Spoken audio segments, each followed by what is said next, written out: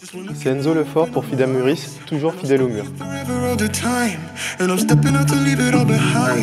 I'm confident your love will be my side. Just one looking at you, open up my eyes. And I'll stay with you forever all the time. And I'm stepping out to leave it all behind. I'm confident your love will be my side. Hold out your hand, yeah. Every day you're with me when I think J'ai vécu une belle enfance, hein. Grandir en Guadeloupe, le souvenir le plus important que j'en ai, c'est que j'étais tout le temps dehors. Je faisais du vélo, je jouais au foot dans mon jardin, je jouais au basket, je faisais beaucoup de sport. Et quand je faisais pas du sport à l'intérieur, je lisais beaucoup dans ma chambre. Et ouais, c'est vraiment ce que je retiens de mon enfance en Guadeloupe.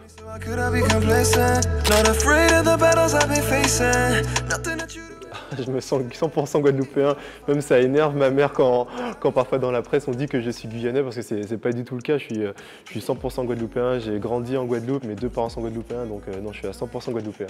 Mes parents ont fait leurs études à Bordeaux, c'est là qu'ils se sont rencontrés et c'est très compliqué d'obtenir sa mutation directement en Guadeloupe. Donc en fait on passait par la Guyane où je suis né, où j'ai vécu les 3 premières années de ma vie et ensuite ils ont vécu 2 ans à Saint-Martin.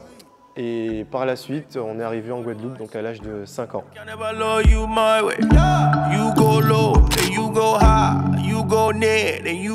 J'ai commencé le sport très jeune, j'ai commencé le sport à l'âge de 3 ans, j'ai fait du judo, ensuite j'ai fait du tennis à 4 ans pour ensuite me mettre à l'escrime, donc je ne serais pas la moitié de l'homme que je suis maintenant sans l'éducation de mes parents. J'ai eu une éducation très stricte. Mais avec le recul, je me rends compte que c'est ce qui m'a permis de partir de chez moi à 16 ans, de vivre en internat, mais de jamais déconner, de faire de bêtises, parce que j'avais un socle, une base que mes parents m'ont inculqué.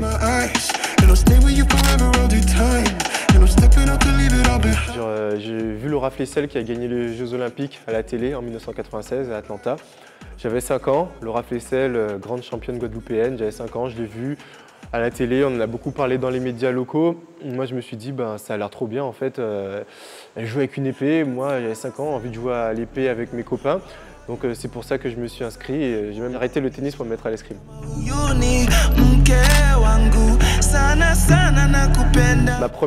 Mes premiers Jeux Olympiques à Londres, elle était porte-drapeau. Elle, c'était sa dernière Olympiade. Il y a vraiment un truc de passage de témoin qui est très fort. Et je me souviendrai de ça toute ma vie lors de la cérémonie de clôture. Voilà, je suis en train de marcher à côté de Laura, on regarde, on voit la flamme s'éteindre. Et puis là, en fait, quand je vois la flamme s'éteindre, c'est comme si on avait éteint une partie de l'âme de Laura. Et en fait, elle se rend compte que c'est fini et qu'elle ne revivra plus jamais ces moments. Et là, elle commence à pleurer dans mes bras et il y a une petite trace de maquillage qui est restée sur mon survêt blanc. Et pour la petite histoire, ce survêt blanc, il est chez moi en Guadeloupe et je ne l'ai jamais lavé. Et je le ferai sûrement jamais.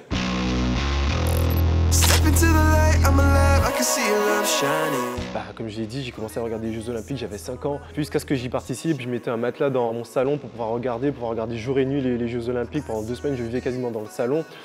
Et je pense qu'avec le recul, ma première Olympiade, j'ai peut-être été un peu émerveillé, c'est-à-dire que voilà, je regardais beaucoup les athlètes, etc. parce que je les vivais de l'intérieur. L'escrime m'a fait un 0 pointé qui restait historique. Du coup, la deuxième Olympiade, Rio, j'y suis vraiment allé en mission, c'est-à-dire que voilà, je ne regardais pas ce qui se passait à côté, j'étais vraiment focus, concentré sur ma compétition. Là, j'ai ramené une médaille et c'est après où j'ai pu vraiment profiter de l'ambiance olympique. Donc, ouais, les Jeux Olympiques, c'est vraiment quelque chose d'incroyable, c'est quelque chose d'indescriptible. C'est le plus haut niveau de compétition auquel un sportif amateur puisse accéder. Et je suis fier de faire partie de cette histoire olympique.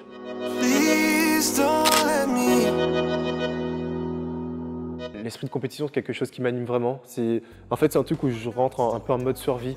C'est un peu cet instinct de survie parce que moi, la compétition, c'est un peu comme une lutte à mort. C'est-à-dire que les matchs d'escrime sont à élimination directe, donc tu perds un match, t'es hors de la compétition.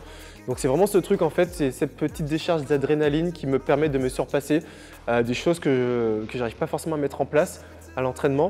Avec l'adrénaline, ce petit truc en plus qu'apporte la compétition, je vois les choses un peu plus en avance, je fais le geste un peu plus rapidement, j'ai un peu plus de force. Et voilà, c'est quelque chose qui m'a toujours animé et c'est vraiment la compétition qui me pousse à me sublimer.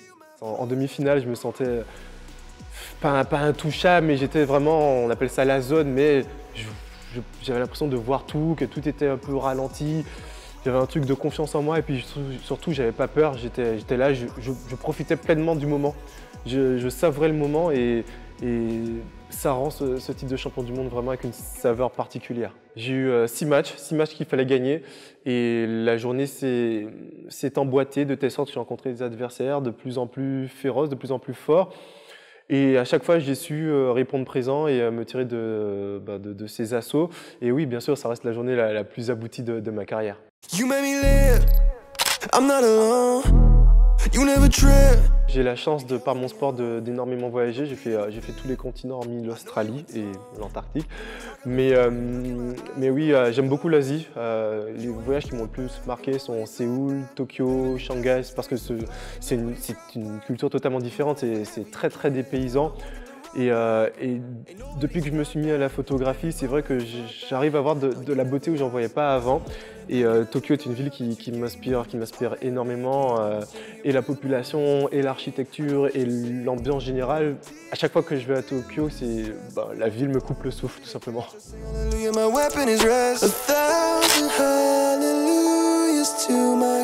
Melun, j'y suis licencié depuis 2012. Avant, j'étais dans un autre club parisien, mais encore avant, j'étais licencié en Guadeloupe. Donc voilà, il fallait que je trouve un club. Et en fait, ça s'est fait parce que j'étais très copain avec Terence Joubert, qui était un des piliers du club en 2012. Je m'entendais très bien avec lui.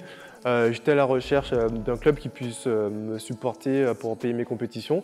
Et en fait, ça s'est fait à l'affinité. J'ai rencontré Luc, que je connaissais de loin, Patrice aussi. Et en fait, j'ai adoré l'ambiance familiale, en fait, parce que Melun est le meilleur club de fleuret de France. Mais il y a aussi cette ambiance familiale que je retrouve, qui me rappelle un peu mes débuts dans mon club en Guadeloupe. À chaque fois que je reviens à Melun, je suis content de voir des visages familiers et de voir les enfants qui sont passionnés. Ça me rappelle vraiment mes débuts en club. Et oui, Melun, maintenant, c'est ma deuxième famille. C'est ma famille de l'escrime.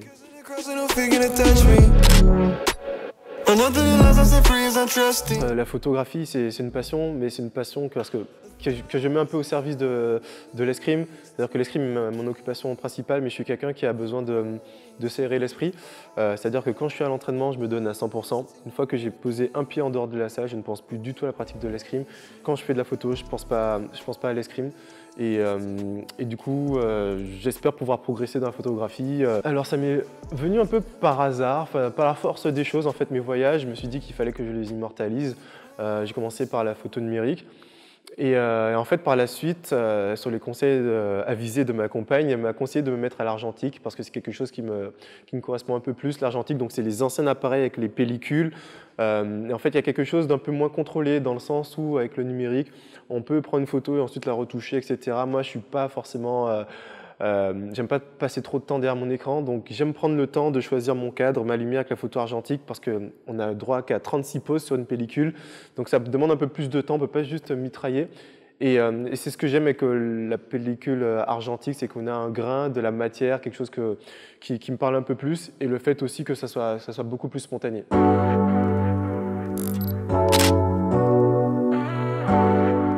La photographie a commencé à prendre un peu plus de place dans ma vie. Ma compagne, en fait, elle est styliste, donc elle a fait une école d'art, donc elle a cet œil un peu d'esthète. Et elle m'a dit, mais t'as quelque chose, t'as un œil. Donc je lui ai fait confiance.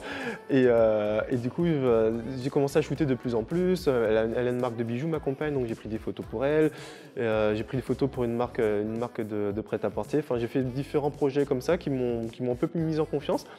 Et il y a un an, j'ai décidé de faire une série photo qui rendait un peu justice à la diversité qui règne en équipe de France d'escrime, car je trouvais que il y a des a priori par rapport à ce sport qu'est l'escrime.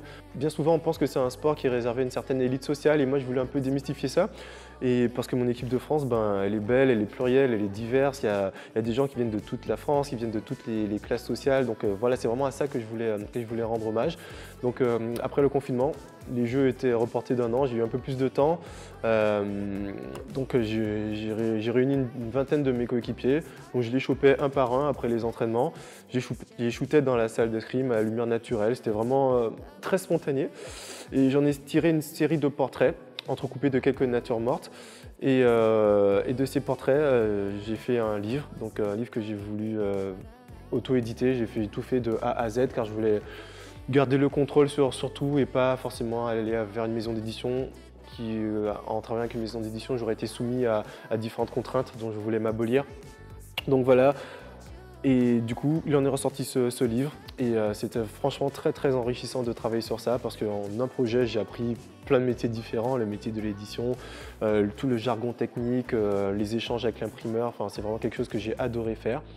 Et normalement, il y a une exposition qui va avoir lieu, qui sera dans un club de sport qui s'appelle la Montgolfière, mais malheureusement, les conditions sanitaires font que cette exposition ne peut pas encore avoir lieu. Donc, j'espère pouvoir accueillir tout le monde à cette exposition quand elle pourra avoir lieu. J'ai déjà un projet d'un deuxième livre, la maquette est prête, enfin voilà, tout est déjà plutôt clair dans ma tête, mais quand on va se rapprocher des jeux, clairement, l'escrime va prendre un peu plus de place, enfin voilà, faudrait pas, j'ai pas envie de me perdre en chemin, c'est l'escrime qui est la priorité numéro 1.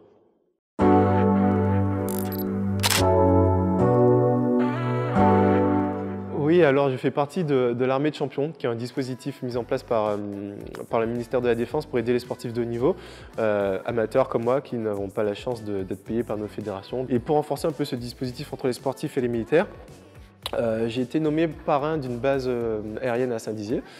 Et ils m'ont fait le cadeau de pouvoir vivre cette expérience, donc de voler un Rafale, l'avion de chasse de l'armée française. Il y a très peu de personnes qui ne sont pas pilotes qui ont eu la chance de voler un Rafale. Ça a duré 1 heure, c'était 1 heure très intense. Voilà, j'ai volé je ne veux pas dire de bêtises, mais à plus de 900 km/h. On a passé les 8G, c'est-à-dire que 8 fois mon poids. Donc on a fait du looping, des tonneaux. J'ai même eu la chance de prendre les commandes. Pas très longtemps, on parle d'un appareil à plusieurs millions d'euros, mais voilà, j'ai piloté pendant quelques secondes, le temps de faire un looping et un tonneau.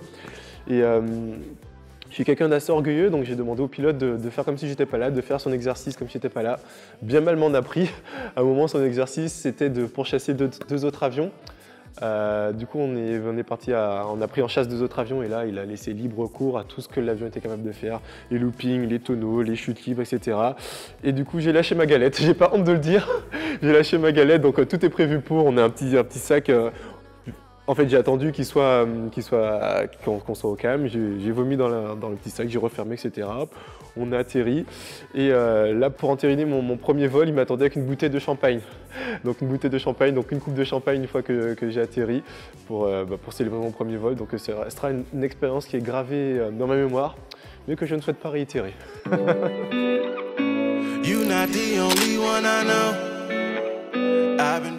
J'ai été champion du monde, j'ai été médaillé olympique, j'ai gagné des choses qui font que, quoi qu'il arrive, je serai content quand j'arrêterai ma carrière. Voilà, je sais que j'ai marqué l'histoire de mon sport et ça, j'en suis content.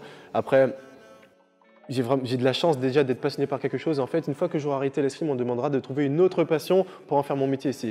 Déjà, trouver une passion dans la vie, c'est quelque chose qui est assez rare, mais là, on me demande d'en trouver 2. C'est quand même quelque chose qui est pas forcément commun. C'est pas pour rien qu'on parle de la petite mort du sportif. Moi, je fais en sorte de faire que des choses que j'adore à 100% et qui me passionnent pour pouvoir trouver la combinaison idéale qui me permettra de trouver le métier de mes rêves quand j'aurai arrêté l'escrime.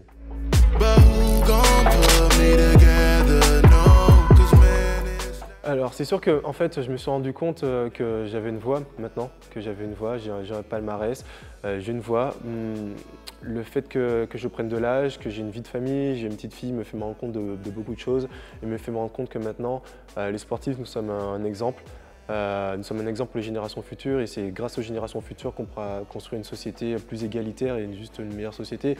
Donc oui, j'essaie de faire en sorte que ma voix porte et qu'elle porte des messages importants et justes. Récemment, j'ai été sollicité par l'association Fight for Dignity qui lutte contre les violences sexuelles parce que c'est quelque chose qui est encore très tabou, notamment dans le monde du sport. Donc ça, c'est pas normal. On est en 2021. Ce genre de comportement n'a absolument pas lieu d'être. Et par rapport aussi au sport en France, moi j'ai été révolté d'apprendre que l'école de kiné dans laquelle j'ai fait mes études avaient perdu des subventions qui leur permettaient d'offrir une scolarité aux sportifs de haut niveau, une scolarité adaptée. On sacrifie énormément de choses pour notre passion, pour représenter la France à l'international et sur les plus hauts podiums mondiaux. Et moi, je trouve ça juste aberrant qu'à 3 ans des Jeux Olympiques, maintenant, on ne mette pas tout en œuvre en France pour soutenir le sport. À Londres en 2012, à Rio en 2016, je ne sais pas, mais peut-être 5-6 ans avant, tout l'effort collectif était porté vers le sport et là j'ai l'impression qu'en France les sportifs ne sont pas soutenus à leur juste valeur. Donc voilà, je trouve ça un peu dommage, notamment le fait que pour un sportif amateur c'est hyper important de faire des études car il doit assurer sa reconversion. Parce que s'il ne le fait pas, après l'arrêt de la carrière, le sportif se retrouve dans une telle précarité. Moi j'en ai vu des sportifs, des judokas, des lutteurs, même des escrimeurs qui une fois leur carrière arrêtée, se retrouvent dans une situation de précarité, ils n'arrivent pas à trouver de boulot. Ils perdent totalement confiance en eux parce que s'ils ont fait du sport toute leur vie, ils ne savent pas forcément comment se comporter en société. Donc moi je trouve que c'est une problématique qui est très importante, c'est quelque chose qui me tient très à cœur.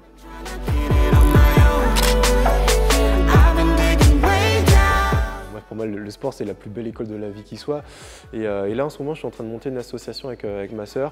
Donc, je me suis inspiré de mon expérience personnelle. Moi, j'ai eu la chance d'avoir des parents qui sont professeurs des écoles, qui ne roulent pas forcément sur l'or, mais qui ont pu me donner moi de mes ambitions, qui ont pu me payer les compétitions en Europe, etc. Il y avait des sportifs, il y avait des escrimeurs guadeloupéens qui étaient plus talentueux que moi, qui n'ont pas forcément eu ces moyens-là d'aller se confronter à l'international et qui ont dû arrêter par manque de moyens financiers.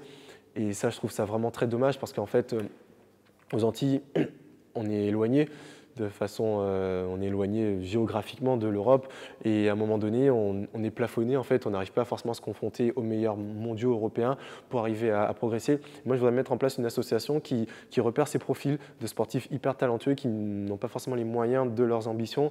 Et donc, il y a ce côté un peu financier, mais aussi ce côté de mentoring aussi un peu qu'on voudrait mettre en place avec ma sœur en côté d'accompagnement psychologique parce que moi, j'ai débarqué à Châtenay-Malabry. J'avais 16 ans, je m'en suis très bien sorti justement grâce à mes parents qui m'ont donné une éducation, qui m'ont donné les armes pour m'en sortir dans la vie. Mais on ne va pas se leurrer, il y a une différence culturelle quand on arrive en France hexagonale qui n'est pas négligeable et l'adaptation peut être très compliquée, ne serait-ce que la température, il y a pas mal de choses, les cultures qui sont différentes, c'est bête, mais moi j'écoutais pas la même musique que mes coéquipiers, que les mecs avec qui j'étais en classe et moi mes parents m'ont toujours appris à être très ouvert d'esprit, donc j'ai appris énormément, en fait j'ai été une éponge et je ne serais pas l'homme que je suis aujourd'hui sans ces deux cultures, cette culture antillaise et cette culture un peu plus européenne, un peu plus latine, un peu plus française. Et je ne serais pas l'homme que je suis maintenant sans ces deux cultures. Pour moi, c'est le fait de se mélanger où on apprend le plus rapidement et le mieux possible. Et voilà, c'est vraiment ces deux axes-là sur lesquels on a envie d'accompagner la nouvelle génération de sportifs ultramarins avec ma sœur. C'est un aspect un peu financier pour donner leur chance aux enfants, aux jeunes qui n'ont pas forcément les moyens, et cette espèce de parrainage, d'accompagnement un peu plus psychologique qui va leur permettre de griller les étapes, j'espère, et de ne pas reproduire les erreurs qu'ont pu reproduire les générations passées.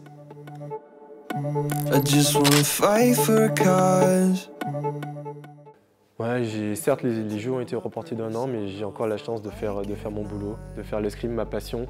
J'ai encore un boulot, il y a beaucoup de gens qui sont dans des situations très précaires, qui sont retrouvés dans des situations très précaires du jour au lendemain, les restaurateurs, les milieux de la culture, de l'art, l'événementiel, même les entreprises qui ont dû se séparer de nombreux employés et collaborateurs. Donc, voilà, il faut relativiser, il y a toujours pire à côté, il faut vraiment se rendre compte de la chance qu'on a quand on peut et surtout on s'est recentré sur des valeurs qui sont très importantes comme la famille, se préoccuper de la santé, l'isolement des personnes âgées parce que c'est elles qui sont le plus touchées. Parce qu'en les protégeant, en fait, on les isole un peu plus, donc faire très attention à ça. Donc, on s'est recentré sur des valeurs qui sont un peu plus familiales, un peu moins superficielles.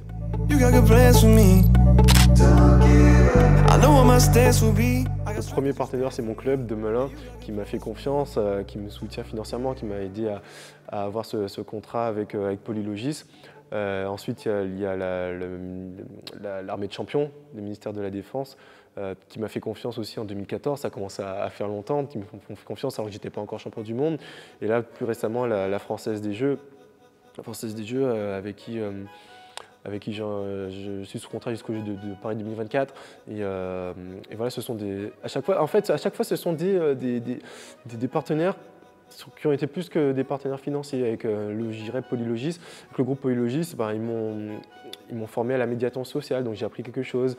Avec la Française des Jeux, il y a ce partenariat financier, mais aussi, après les Jeux, je vais sûrement faire un stage en communication avec eux. Il y a une sorte de mentoring, d'accompagnement en fait, qui va m'aider à ma reconversion. Et l'armée des champions, J'ai vécu des expériences vraiment incroyables. J'ai pu voler en rafale. J'ai été initié un peu à la formation de la Légion étrangère, voilà, ses valeurs de dépassement de soi, etc. Donc, ce que j'adore avec ce sport, c'est que j'ai rencontré pas mal de personnes, j'ai vécu plein d'expériences qui m'ont aidé à me forger et à faire en sorte que je suis l'homme que je suis aujourd'hui.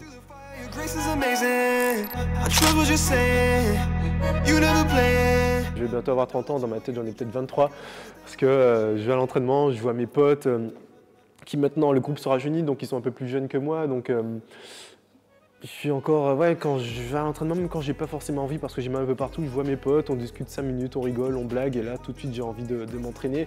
Donc je pense que ça sera plus mon corps qui sera vraiment le facteur qui me fera arrêter, mais pour le moment je touche du bois, j'essaie d'en prendre un peu soin, pour le moment il se porte bien. Donc les Jeux de Tokyo, je les attends avec impatience. Là je suis champion du monde en titre, j'ai l'impression d'avoir atteint une certaine maturité. Ouais, réussi à assembler toutes les pièces du puzzle qui font que maintenant je me connais beaucoup mieux, du coup je sais ce que je dois mettre en place pour atteindre le plus haut niveau de performance, donc je les attends avec impatience. Et après, les Jeux de Paris et les Jeux à la maison, c'est la chance d'une... Enfin, comme je dis, c'est la chance d'une vie, enfin, c'est vraiment de la chance d'avoir ces Jeux à la maison. Ça fait un siècle qu'on n'a pas eu les Jeux à Paris, je fais partie de la génération qui aura la chance d'avoir ces Jeux à la maison. En plus, je suis en pleine force de l'âge. J'aurai peut-être la chance, si j'y participe, d'avoir ma petite fille qui pourra venir regarder. Enfin, il y a pas mal de choses qui font que ça restera un rendez-vous incontournable, très important de ma carrière. Donc, je ne veux pas mettre la charrue avant les bœufs. D'abord, il y a les Jeux de Tokyo 2021 et ensuite, oui, très vite, on va basculer sur les Jeux de Paris. Voilà, Paris. Ça sera un aboutissement de ma carrière, mais je touche du bois, mais j'espère que ça ne sera pas le dernier acte de ma carrière.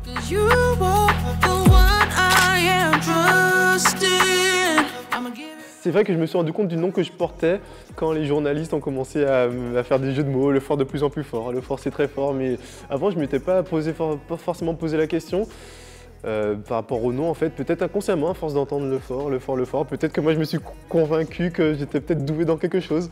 Donc écoutez, si ça peut servir à ça, ben, j'espère que je pourrai transmettre cet héritage à ma fille. Now won't be scared if I'm gonna make it out.